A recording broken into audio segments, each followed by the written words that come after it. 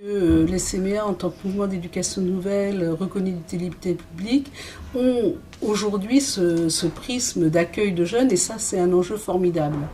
Je pense cependant que les enjeux concernant les jeunes des quartiers populaires, ce qui est quand même ce que je travaille moi le plus, est un vrai enjeu aujourd'hui de démocratie. Je crois que réellement il y a une réflexion spécifique à avoir par rapport aussi à cette jeunesse, mais évidemment dans une perspective d'ouverture à l'ensemble des jeunesses. C'est pour ça d'ailleurs que moi je m'intéresse beaucoup à la question de l'adolescence, parce que la question de l'adolescence portée par les psychologues, les psychanalystes, permet justement de décloisonner une question sociologique qui serait spécifique aux jeunes des quartiers populaires. Et ça, c'est ce qui m'a beaucoup intéressé dans le fait de faire l'ouvrage avec Philippe Guton sur la question de l'inspiration démocratique, parce que justement, elle s'exprime de façon spécifique dans les quartiers populaires, je pense, et d'ailleurs avec beaucoup de colère, mais elle est par contre partie prenante de l'ensemble de la jeunesse de notre société. Et je crois qu'identifier comme ça des points qui sont justement des points de passage, des points communs à l'ensemble des jeunesses, tout en reconnaissant que toutes les jeunesses s'équivalent pas et que tout le monde ne vit pas en fait son adolescence de la même façon, je crois que là il y a une vraie trace de travail qui pourrait se travailler au CMA. À la fois, j'allais dire, dans les stages bien sûr, mais aussi dans une philosophie un peu partagée, et que ça devienne, que ce soit en tout cas un objet de travail construit. On a vraiment un vrai enjeu, alors que cette jeunesse, elle est vraiment porteuse de capacité, elle est vraiment porteuse même de façon de refaire la société. Là, dans le réseau international avec lequel je travaille, on voit bien qu'il y a aussi des passages internationaux. C'est incroyable comment les jeunes Brésiliens peuvent être proches des jeunes des quartiers populaires français, des jeunes Russes, des jeunes Ukrainiens. Enfin, je veux dire qu'on a aussi la chance au CMA d'avoir cette ouverture à l'international, d'avoir cette ouverture avec aussi tous nos pays, toutes nos régions d'outre-mer. Et donc, cette question de l'interculturalité, elle est complètement posée quand on travaille au CMA. Donc, on a aussi au CMA des points d'appui qui sont une vraie chance en fait pour penser la jeunesse. D'ailleurs, je ne vais pas vous dire que moi je ne suis pas influencée par ça, parce que je pense que la façon dont en tant que chercheur je pense les questions de jeunesse, ça s'apparente en fait très très proche à la philosophie de l'éducation nouvelle que j'ai rencontrée au CMA depuis tant d'années.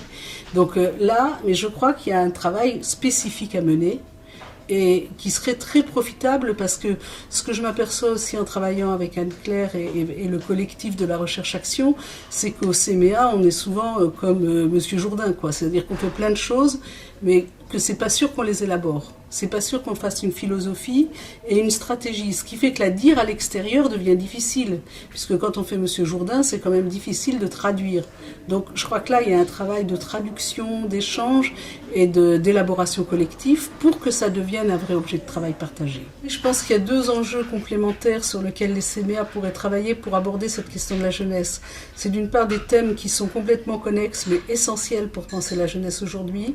Pour moi, c'est vraiment la question de la laïcité. Qu'est-ce que c'est aujourd'hui une laïcité ouverte qui permet d'accueillir la diversité des identités, les affirmations identitaires, tout en pourtant ne lâchant rien sur la question, effectivement, d'une capacité de différenciation entre la vie publique, la vie privée.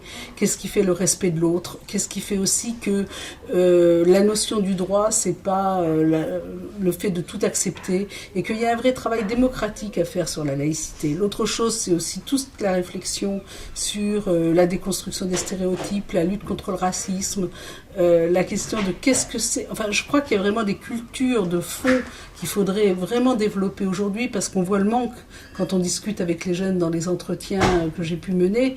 C'est vraiment une culture historique, une culture politique, une culture de la laïcité, et là, il faudrait qu'on lâche rien, quoi. C'est-à-dire, je crois qu'on a un travail culturel extrêmement important à faire, mais pas tant de l'apport de connaissances, bien que des fois ça ne soit pas inutile, mais qu'on la fasse vivre, mais aussi qu'on la parle. C'est-à-dire que vraiment, ce soit des valeurs qu'on incarne et des valeurs qu'on explique. Je pense qu'aujourd'hui, il y a un manque de messages et un manque de travail. Enfin, moi, je ne suis pas dans les stages, hein, donc je ne vois pas tout. Mais je pense quand même qu'au quotidien, ce que je vois en tout cas, c'est que partout, on n'explique pas assez, on ne le fait pas vivre assez, et on ne marque pas assez des limites.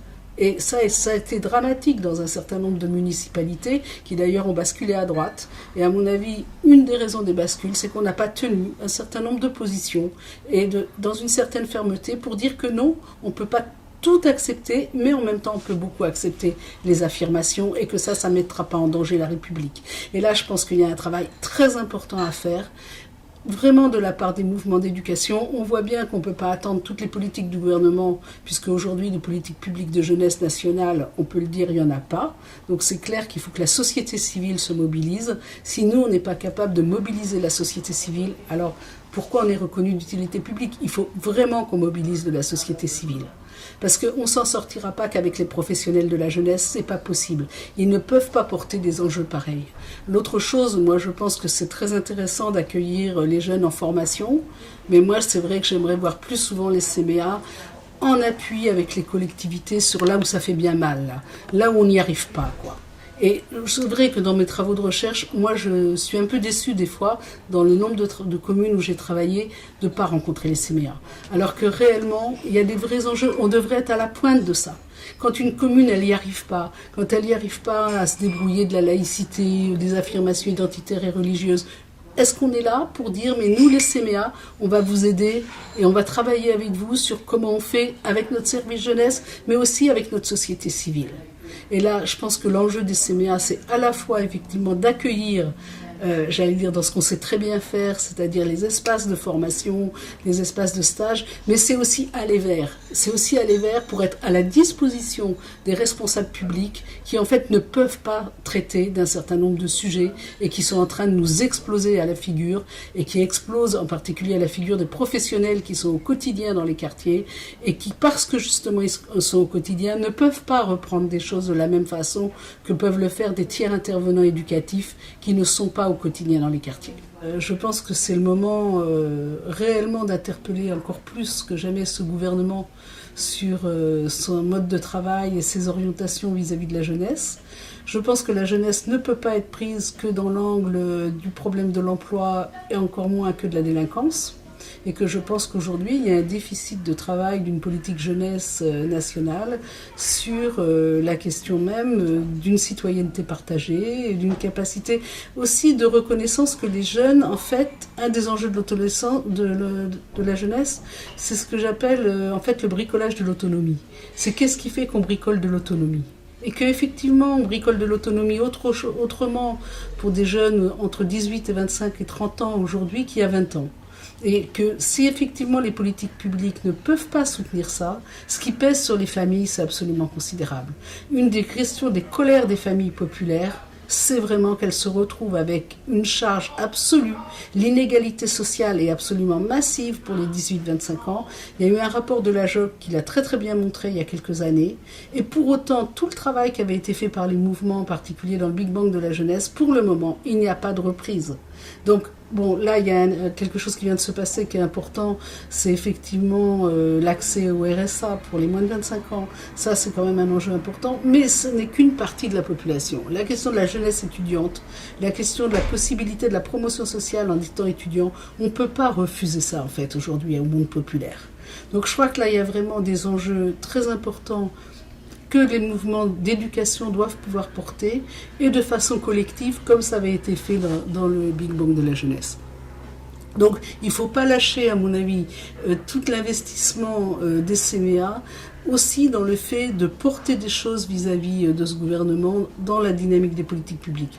Là, très prochainement, je vais rencontrer des responsables. Moi, je sais que je vais leur proposer de travailler sur le rapport entre le développement social urbain et la question des politiques jeunesse au niveau des collectivités et des territoires. Parce que là, en plus, on a des acquis. Donc, je trouve que le rôle aussi du niveau national, ça pourrait être de fédérer des acquis. Je veux dire, sur cette question de jeunesse, par rapport aux politiques de l'époque de M. Sarkozy, qui était très marquée par la gestion du risque autour de la délinquance, je veux dire, c'est clair qu'on a été un certain nombre à se mobiliser pour sortir des politiques jeunesse de droit commun à l'échelle des territoires pour ne pas aller, après les révoltes de 2005, sur la question effectivement de la délinquance. Ce qui m'a amené à travailler dans 10 communes, à faire un programme national qui s'appelait « Écouter les jeunes pour faire des politiques jeunesse entre 16 et 25 ans ».